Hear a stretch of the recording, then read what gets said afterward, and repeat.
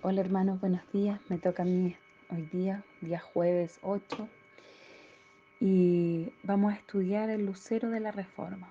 Antes de estudiar voy a orar para que sea Dios quien nos dirija.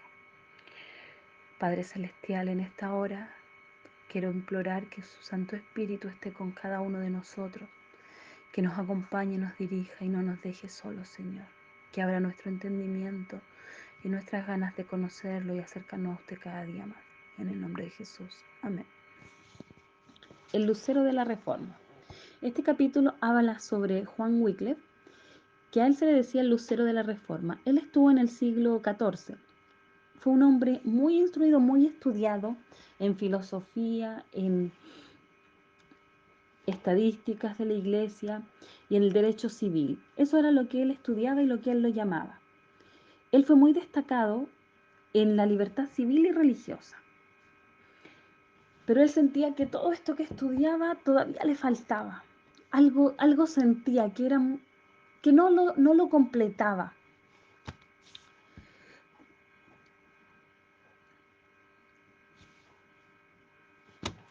Entonces él comenzó a buscar en las escrituras y ahí fue donde él encontró lo que le hacía falta. Ahí él se dio cuenta que era Dios lo que él tenía. Al él encontrarse con Dios y conocerlo, él empezó a vivir conforme a lo que estaba aprendiendo. Él empezó a empaparse de todas estas cosas, a sentirse dichoso. Y cuando nosotros empezamos a conocer a Cristo y vemos sus verdades, a él le ocurrió que él quería contar al mundo y quería poner a Dios en primer lugar. En el siglo en el que él vivía, estaba la parte el papado muy al mando de todo. Ellos llevaban todo y se vivía de una manera que ellos vivían de mendigar, de pedir a la gente, y hacían sentir que eso era como como Cristo había vivido en esta tierra. Entonces ellos seguían el ejemplo. Pero eran demasiado banales, eran muy egocéntricos, les gustaba vivir con muchas riquezas y muchas apariencias del dinero.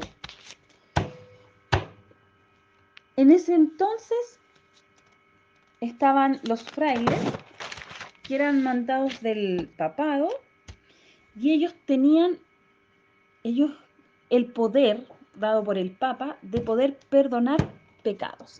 Esto los llevaba a que la vida en ese entonces fuera una vida sin mucha moral, ya que ellos podían perdonar los pecados. O sea, yo cometo un pecado, voy, pago y bien, estoy salvo. Entonces la gente vivía moralmente, la que tenía dinero, muy despiadadamente. Y esto era lo que Juan Wycliffe no estaba de acuerdo, no sentía. Y él empezó a decir estas cosas, empezó a defender el nombre de Dios, empezó a decir, no es la forma en la que tenemos que vivir, no es esta manera en la que Dios espera que nosotros vivamos. Eso llenó de ira al papado. Entonces, ¿qué pasó? Ellos se fueron y hicieron un juicio contra Juan Wycliffe. ¿Qué ocurrió con este juicio? Que a él lo acompañó mucha gente y ellos se sintieron seguramente un poco eh,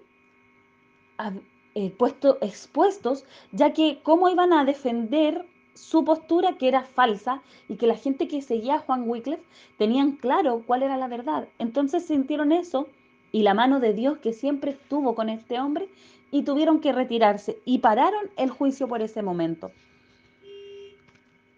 Y en ese tiempo estaba Gregorio, él era el papa que estaba reinando en ese tiempo, por decir de alguna manera. Y él, obviamente, que en este juicio él quería dar muerte a Juan Wycliffe. Pero Dios no era eso lo que tenía previsto, y el que murió fue él. Al morir Gregorio, llegan dos papas al reinar, pero entre ellos tenían una lucha.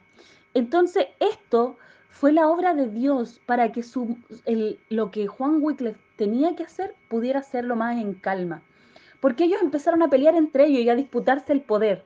Entonces, ¿qué ocurrió? Que Juan Wycliffe pudo seguir con la misión a la cual Dios lo tenía para él. ¿Cuál era esa misión? que él pudiera traducir la Biblia al inglés. Juan pudo traducir la Biblia. Después de esto nuevamente quisieron hacer un juicio contra él, pero Dios decidió que ya era tiempo de que él bajara al descanso y que descansara. Ya su obra estaba lista.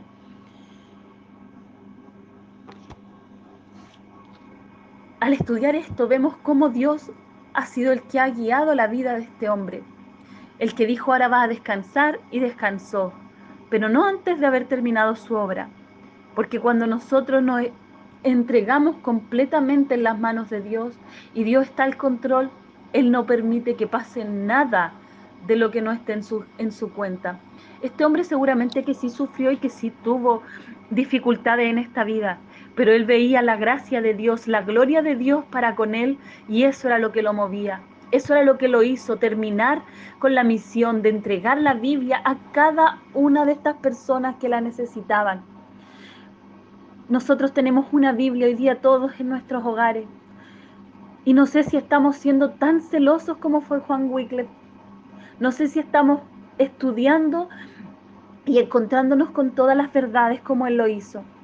Hermano, creo que necesitamos ser celosos como fue él y defender a nuestro Dios.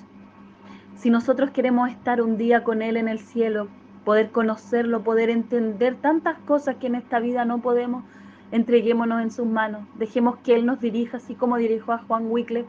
Él promete hacerlo con nosotros también.